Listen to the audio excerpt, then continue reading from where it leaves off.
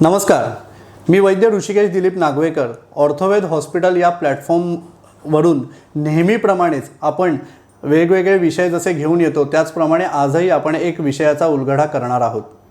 तत्पूर्वी तुम्हाला सगळ्यांना नवीन वर्षाच्या खूप खूप शुभेच्छा, आरोग्यदायी शुभेच्छा।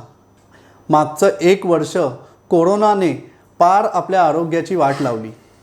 जनसामान्यामध्ये हा व्हायरस असा पसरला ज्याने फक्त माणसं दगावलीही नाही पण त्यांच्याबरोबर असलेले त्यांचे नातेवाईक मनापासूनही फार खट्टू झाले।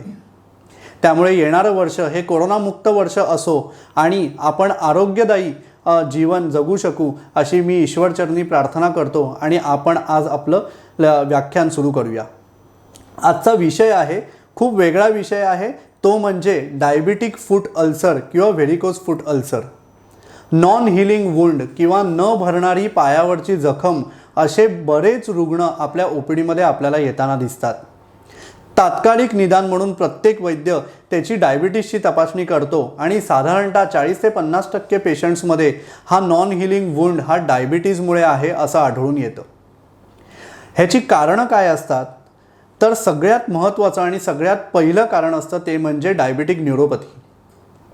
बरेच रुग्ण डायबिटीसची औषधं घेतात पण रिपोर्ट्स करत नाहीत किंवा बऱ्याच रुग्णांना जखम झालेली असते, ते कळल्यानंतर बरेचसे रुग्ण डायबिटीसची तपासणी करतात आणि एकदम साखरेची गोणी जणू आपण घेऊन फिरतोय इतकी शुगर पेशंटच्या रिपोर्टमध्ये आलेली दिसते।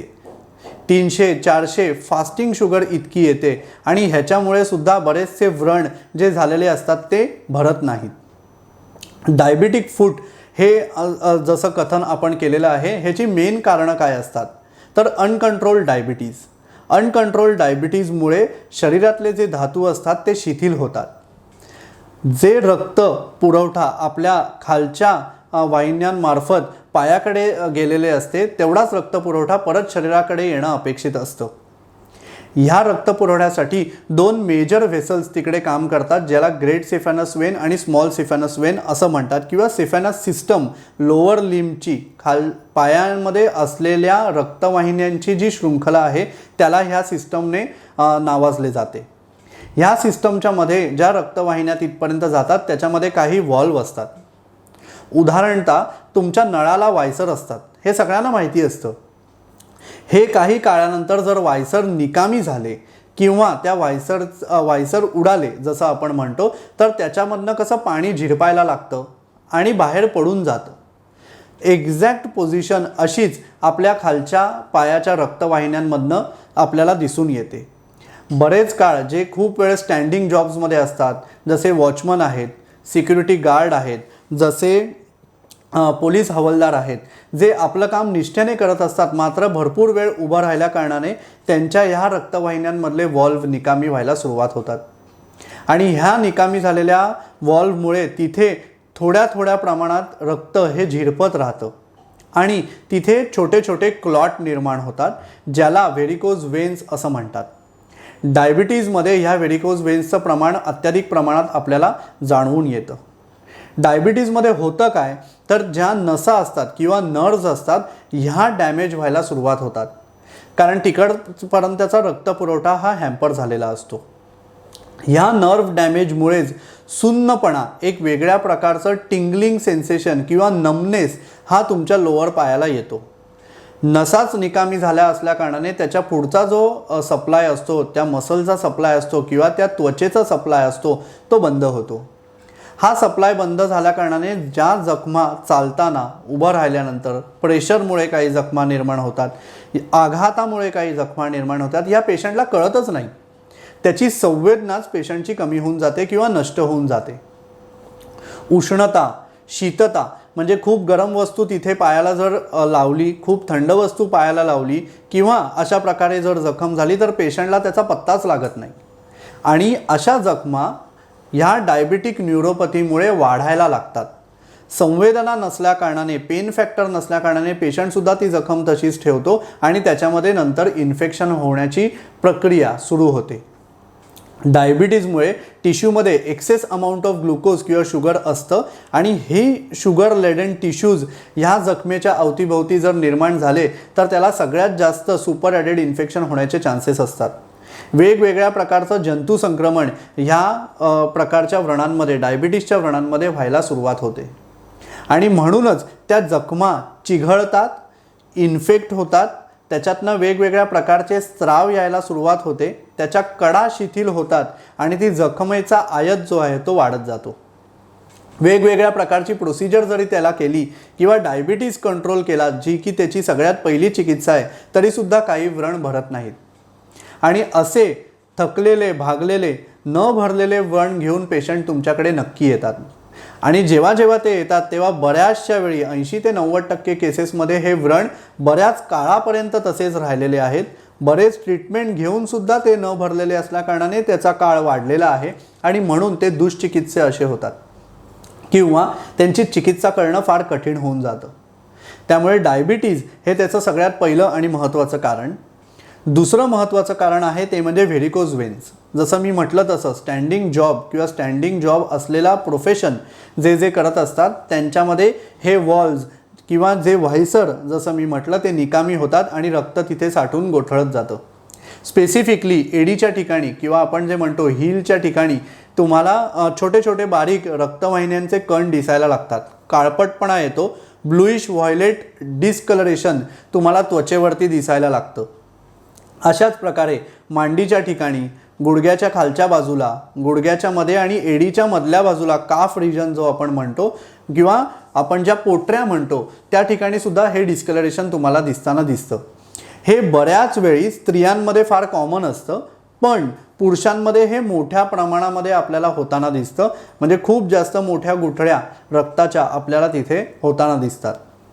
आता ह्या रक्ताच्या गुठळ्या जर शरीरामार्फत विरघळल्या नाहीत किंवा त्याचं रक्तसंवहन सुधारलं नाही तर स्किनवरती अल्सरेशन व्हायला सुरू होतं आणि ह्या तिथे फुटून बाहेर येतात. आणि मग ह्या अल्सरेशनमुळे निर्माण झालेला जो व्रण असतो त्याला व्हेरिकोज अल्सर किंवा नॉन हिलिंग व्हेरिकोज वुंड असं म्हणतात. सिराज ग्रंथी असं आमच्या आयुर्वेद शास्त्रामध्ये ह्याला म्हटलं जातं. ह्या स्पेसिफिक कंडिशनमध्ये सुद्धा जखमा भरत नाहीत. ह्याची विशिष्ट ट्रीटमेंट नक्की करायला लागते. तिसरं महत्त्वाचं कारण आहे ते म्हणजे केमिकल फॅक्टरीजमध्ये काम करणारे किंवा जे सीवेज वॉटरमध्ये काम करतात अशा ठिकाणी काम करणाऱ्या लोकांचं हायजीन मेंटेन होत नाही.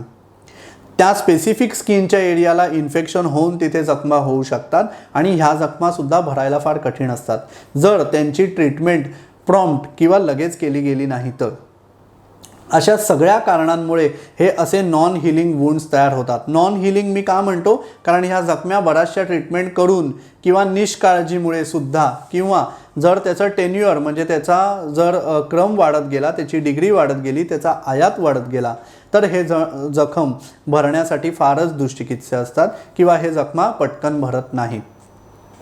अनहायजीन प्रमाणेच प्रेशर सोर्स, खूप वेळ प्रेशर देऊन स्टॅम्पिंग देऊन ज्यांना चालण्याची सवय असते, फॉर एक्झाम्पल आर्मीची लोकं आहेत ज्यांना परेड करायला लागते, खूप जास्त धावणारी लोकं आहेत म्हणजे ॲथलीट्स, ह्यांच्यामध्ये सुद्धा असे अल्सर निर्माण होण्याची शक्यता किंवा व्हेरिकोज वेन्स निर्माण होण्याची शक्यता फार दाट असते आणि असे बरेच रुग्ण आपल्याकडे येत असतात.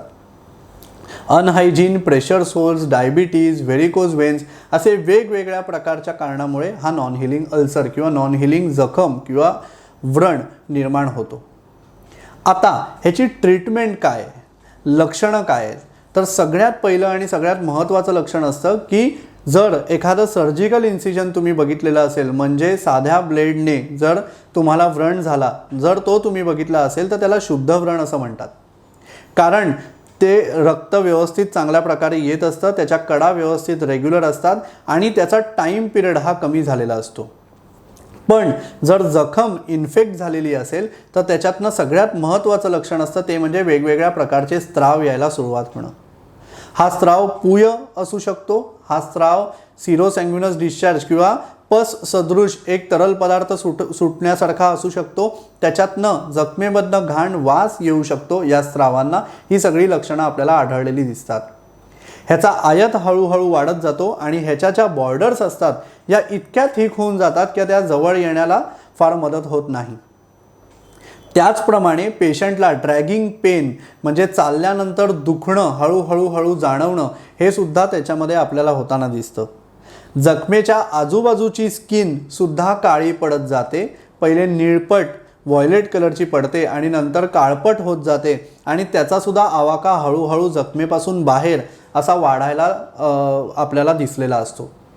तर अशी काही स्पेसिफिक लक्षणं डायबिटिक नॉन हिलिंग वुंड्समध्ये आपल्याला किंवा व्हेरिकोज वुंड्समध्ये नॉन हिलिंग वुंड्समध्ये आपल्याला नक्की दिसतात. याचबरोबर जर इन्फेक्शन मोठ्या प्रमाणात असेल तर तुम्हाला फीवर म्हणजे ज्वरप्रचिती, दौर्बल्य, चालायला काठिण्य ह्या सगळ्या गोष्टीसुद्धा आपल्याला दिसतात. ह्याच्या इन्व्हेस्टिगेशन्समध्ये सगळ्यात महत्त्वाची इन्व्हेस्टिगेशन आहे ती म्हणजे कलर डॉपलर. कलर डॉपलर म्हणजे काय? कलर डॉपलर ही एक वेगळ्या प्रकारची एक्सरे टेक्निक असते ज्याच्यामध्ये तुमच्या पायाच्या मोठ्या छोट्या सगळ्या वाहिन्यांचा अभ्यास केला जातो. कुठली वाहिनी कुठे ब्लॉक झालेली आहे का ज्याच्यापुढे रक्तपुरवठा होत नाही आहे, कुठली वाहिनीमध्ये कुठले वॉल्व्स निकामी झालेत का आणि त्याच्यामुळे रक्त तिकडे साकळून राहतं आहे. या छोट्या छोट्या बारकाव्यांपासून मोठ्या गोष्टींपर्यंत आपल्याला सगळ्या तपासणीमध्ये हे आपल्याला होताना दिसतं. त्याचप्रमाणे एक साधा एक्सरे जिथे जखम झालेली आहे तिथला सुद्धा काढून घेतला जातो जेणेकरून तुमच्या अस्थिपर्यंत म्हणजे तुमच्या बोनपर्यंत ही जखम गेलेली नाही आहे ना हे बघणं पण फार गरजेचं असतं, कारण नाहीतर त्याची ट्रीटमेंट पूर्णप्रमाणे बदलते. हे काही स्पेसिफिक इन्व्हेस्टिगेशन्स तुमच्या स्पेसिफिक लोकल एरियाची केली जाते. रक्त तपासण्या म्हणजे शुगरची तपासणी, तुमचं नॉर्मल हिमोग्लोबिनची तपासणी हे सुद्धा करणं फार गरजेचं असतं. त्याच्यामधनं आपल्याला इन्फेक्शन रिलेटेड काही गोष्टी नक्की आपल्याला कळू शकतात. एकदा निदान झालं की ह्याच्यातली ट्रीटमेंट काय आहे तर आयुर्वेदामध्ये ह्याच्यामध्ये सुंदर प्रकारची ट्रीटमेंट अवेलेबल आहे. आमच्याकडे अनेक रुग्ण जे नॉन हिलिंग वुंड किंवा व्रण घेऊन आलेले आहेत ज्यांचा आयतसुद्धा मोठा होता तरी विदाऊट सर्जरी आम्हाला ह्या जखमा भरण्याचा खूप चांगला अनुभव आहे. वेगवेगळ्या प्रकारची मॉडर्न थेरपीज अवेलेबल आहेत. फॉर एक्झाम्पल स्किन ग्राफ्टिंग आहे, व्हॅक्यूम थेरपी आहे, किटो थेरपी आहे, कोलॉइड थेरपी आहे. अशा वेगळ्या वेगळ्या प्रकारच्या ड्रेसिंगच्या टेक्निक्स तुम्हाला बाहेर अवेलेबल होताना दिसतात. मात्र बरेचसे रुग्ण ह्या सगळ्या टेक्निक्स वापरून सुद्धा हे व्रण नाही भरत आहेत असे करून ओपीडीमध्ये येतात. आमच्यामध्ये ह्याच्यामध्ये 4 किंवा 5 प्रकारच्या विशिष्ट थेरपीज अवेलेबल आहेत. सगळ्यात पहिली आणि सगळ्यात महत्त्वाची ट्रीटमेंट जी त्याच्यामध्ये असते ती म्हणजे खराब झालेल्या जखमेतनं खराब स्त्राव जो येत आहे तो आधी बंद करणं. डायबिटीज सारखे जर व्याधी असतील तर ती शुगर व्यवस्थित कंट्रोल करणं. अवगाह नावाची आम्ही एक टेक्निक ह्याच्यामध्ये करतो ज्याच्यामध्ये जिथे व्रण झालेला आहे तो भाग आम्ही एका विशिष्ट औषधींच्या काढ्यामध्ये 10 मिनटं, 20 मिनटं, 30 मिनटं बुडवून ठेवतो. ह्याच्याने स्त्राव तर कमी होतातच पण दुर्गंधी नष्ट होते. जखमसुद्धा आतमधून बाहेर भरायला सुरुवात होताना आम्हाला चांगला रिझल्ट आहे. पेशंटचा पेन फॅक्टर वेदना जी आहे ती तात्काळ कमी होताना आम्हाला दिसते. असे वेगवेगळ्या चूर्णांचे काढे आम्ही तयार करून त्याच्यामध्ये हे व्रण बुडवून ठेवतो ज्याला अवगाह टेक्निक असं म्हटलं जातं. त्याचबरोबर वुंड टॉयलेटिंग म्हणजे जखम धुण्यासाठी वेगवेगळ्या प्रकारची रोपण द्रव्ये आम्ही ह्याच्यामध्ये वापरतो. त्याच्यामध्ये तेलांचा समावेश होतो, काढ्यांचा समावेश होतो, तुपांचा समावेश होतो. त्याचप्रकारे ह्याच तेलांचा आणि तुपांचा पिचू तयार करून, पिचू म्हणजे एक छोटा कॉटन ह्या तेलां किंवा तुपांमध्ये बुडवून आम्ही त्या जखमेवरती आच्छादतो, पसरून ठेवतो. त्याने सुद्धा आतमधलं ग्रॅन्युलेशन टिश्यू म्हणजे चांगला तयार झालेला त्वचेचा स्तर हा मात्र चांगला निर्माण होण्यामध्ये आम्हाला चांगला अनुभव आलेला आहे. जसं नॉर्मल बाहेर बिटाडीनचं वगैरे ड्रेसिंग करतात तसं आम्ही ह्या तेलामध्ये आणि तुपामध्ये बुडवलेल्या गॉसपीस आम्ही तिथे ठेवतो आणि त्याचा रिझल्ट सुंदर आम्हाला होताना दिसला आहे. स्त्राव, वेदना, दुर्गंधी हे सगळं कमी होताना दिसतं. त्याचप्रमाणे जखम पटापट भरून येते. अवघानंतर आणि हा पिचू धारणानंतर आम्ही पेशंटला विशिष्ट औषधी द्रव्यांनी धूपन देतो. धूपन म्हणजे साध्या भाषेत सांगायचा तर औषधी प्रकारचा धूर किंवा स्वेद ह्या व्रणाला आम्ही देतो ज्याने सुद्धा स्त्राव पूर्ण नष्ट होताना आम्हाला दिसलेले आहेत. ह्याच्यामध्ये सगळ्यात अग्रगण्य आणि सगळ्यात महत्त्वाची ट्रीटमेंट जी आम्ही केलेली आहे आणि ज्याचा आम्हाला उत्कृष्ट फायदा झालेला आहे ते म्हणजे जलौकावचरण. जलौकावचरण म्हणजे काय? जळू जर तुम्ही ऐकलेलं असेल किंवा लीच, याला इंग्लिशमध्ये लीच असं म्हणतात.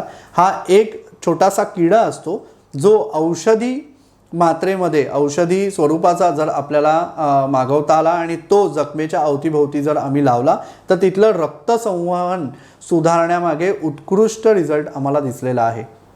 जळवांचं 1 सिटिंग 2 सिटिंग 3 सिटिंग जखमेचा आयत केवढा आहे ते बघून आम्ही ठरवतो आणि त्याच्यानुसार ह्याचा आयत कमी होताना आम्हाला दिसतो.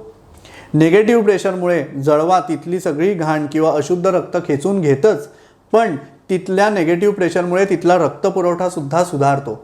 कुठलीही जखम बरी करण्यासाठी तिथला रक्तपुरवठा किंवा रक्तसंवहन चांगलं असणं फारच गरजेचं असतं आणि ते रक्त चांगल्या स्वरूपाचं लागतं.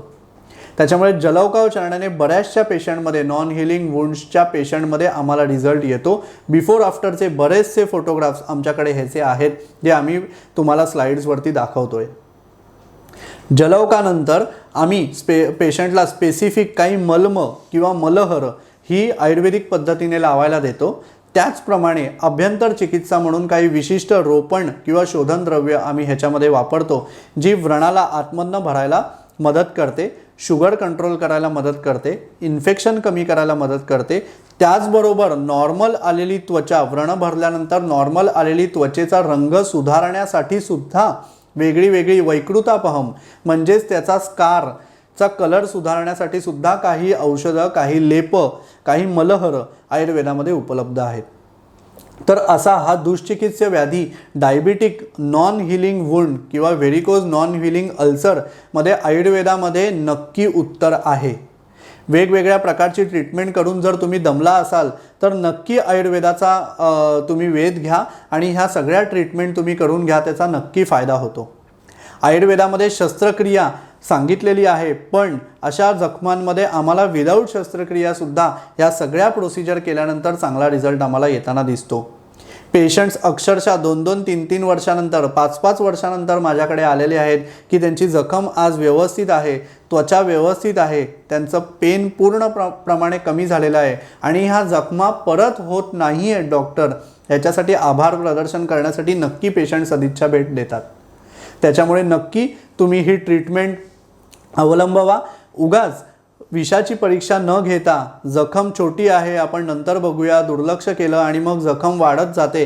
आणि मी तुम्हाला सांगतो डायबिटिक फूटच्या जखमा जर वाढत गेल्या आणि जर रक्तवाहिन्या निकामी होत असतील तर ॲम्प्युटेशन म्हणजे त्याच्या पुढचा भाग काढून टाकायला लागतो आणि त्याच्यामुळे अशा छोट्या छोट्या जखमा इग्नोर करू नका. आपल्या शरीराला अपाहिजत्व येईल असं काहीही करण्याच्या मागे आपण जाऊया नको.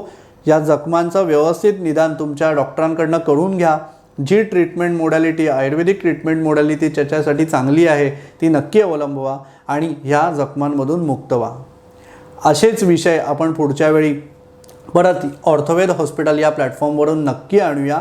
आजसाठी एवढंच. आपण पुढच्या वर्षी चांगले विषय ह्याच्यामध्ये नक्की निवडूया आणि आरोग्यदायी हे वर्ष आपल्याला जावो अशी प्रार्थना परत करून मी आजचं व्याख्यान संपवतो. धन्यवाद.